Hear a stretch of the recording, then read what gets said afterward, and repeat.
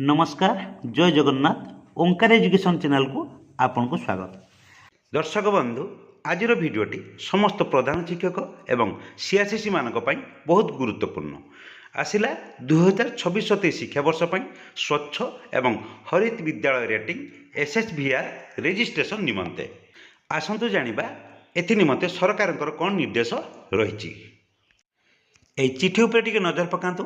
चिठीटी रही Odisha school education programme authority Shrimati Ananya Das state project director तरफ letter number रही 8854 डेटेड 10/8/2026 क्या रही दि डीओ कम डीपीसी समग्र शिक्षा ओडिशा ओडिशार समस्त डीओ एवं डीपीसी को चिठी जारी कर सब्जेक्ट रही लॉन्चिंग ऑफ स्वच्छ एवं हरित विद्यालय रेटिंग एसएचवीआर 2026-27 2026-27 शिक्षावर्ष समस्त विद्यालय एसएचवीआर पोर्टाल माध्यम विद्यालयर समस्त तथ्य ये पंजीकरण रेजिस्ट्रेशन करेंगे।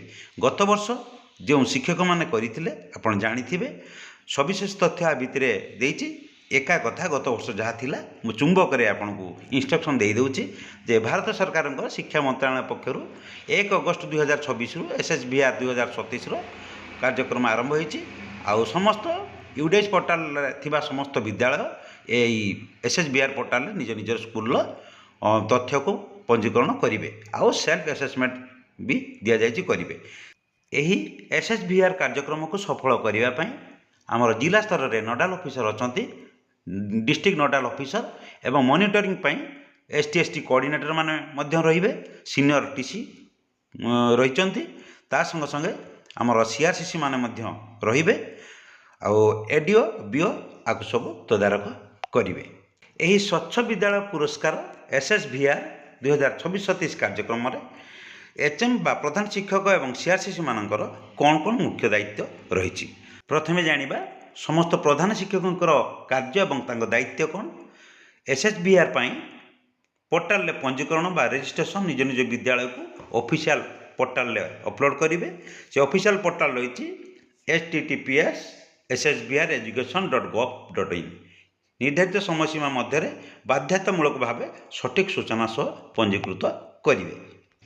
पंजीकरण कर सारिबा परे सेल्फ असेसमेंट गोटे रही प्रधान शिक्षक विद्यालय पानीय जल परिमल टॉयलेट साबुन हाथ धोइबा सुविधा जोटा परिचालना और रक्षणाबेक्षण एवं आचरणगत परिवर्तन बिहेवियर चेंज भली मानदंड गुड़िक सठिक तथ्य और फोटो अपलोड करेंगे।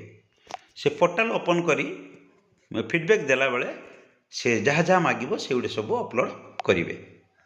अपलोड कर सारिबा परे गोटे फाइनाल सबमिशन आसीबो समस्त प्रश्नर उत्तर एवं आवश्यक फोटो जांच करी आवेदन पत्र को सुचारू रूपे सबमिट करेंगे।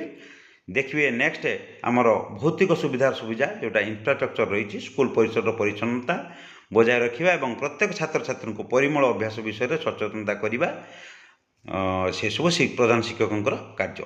नेक्स्ट देखा सीआरसीसी कौन कार्य रही। सीआरसीसी क्लस्टर संयोजक भाव में कार्य और दायित्व रही एसएचवीआर पंजीकरण निमंते प्रथम रही सचेतनता और प्रोत्साहन निज क्लस्टर अधीन थिबा प्रत्येक विद्यालय जेपरी एसएचवीआर 2026-27 अंशग्रहण करती ताहा सुनिश्चित करेंगे। आउ कौन करेंगे टेक्निकल हेल्प करेंगे वैश्विक सहायता टेक्निकल गाइडेंस पोर्टाल पंजीकरण किंबा डाटा फोटो अपलोड करिवारे एचएम किंबा शिक्षक मान कौन असुविधा हेले से समस्त को ब्लॉक स्तरीय टेक्निकल टीम साहाय्य सहयोग करेंगे। नेक्स्ट कौन अच्छी समीक्षा और अनुध्यान मॉनिटरिंग क्लस्टर जे केउ स्कूल आवेदन कर सारी एवं केउ स्कूल बाकी अच्छी ताहार नियमित ट्रैकिंग करिबा।